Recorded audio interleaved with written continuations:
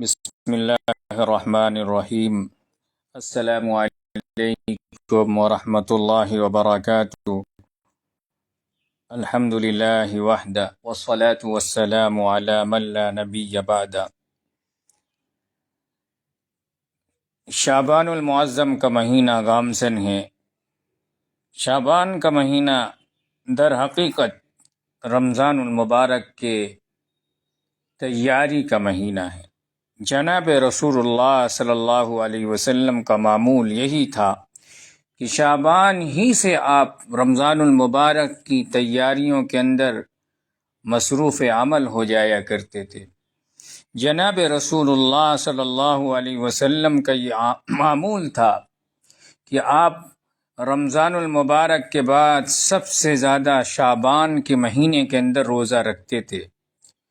نسائی شریف کی روایت کے اندر تو یہ ہے، اور اسی طرح بخاری شریف کے روایت کے اندر تو یہ ہے کہ جناب رسول اللہ صلی اللہ علیہ وسلم پورے شعبان کا روزہ رکھتے تھے، یعنی لگاتار 2 مہینے کا روزہ نہیں رکھتے تھے، مگر یہ کہ شعبان کو رمضان کے ساتھ متصل کرتے تھے۔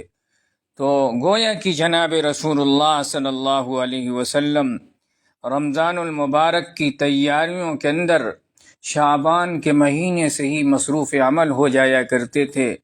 اب اس کی وجہ کیا ہے کہ جناب رسول اللہ صلی اللہ علیہ وسلم شعبان کے اندر اس طرح کثرت سے روزہ کیوں رکھا کرتے تھے؟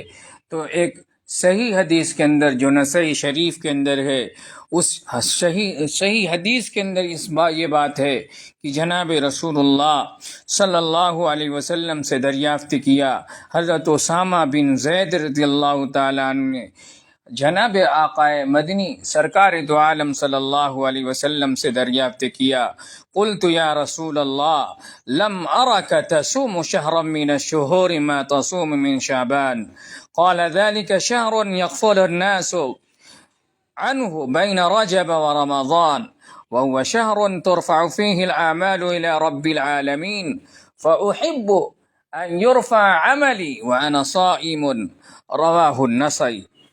حضرت اسامہ بن زید رضی اللہ تعالیٰ عنہ فرماتے ہیں کہ میں نے جناب رسول اللہ صلی اللہ علیہ وسلم سے دریافت کیا، قلت یا رسول اللہ لم ارک تصوم شهرا من الشهور ما تصوم من شعبان، کہ اے اللہ کے نبی، میں آپ کو شعبان کے مہینے کے اندر جس قدر کثرت سے روزہ رکھتے دیکھتا ہوں، دیگر مہینوں کے اندر آپ کو نہیں دیکھتا، اس کی کیا وجہ ہے؟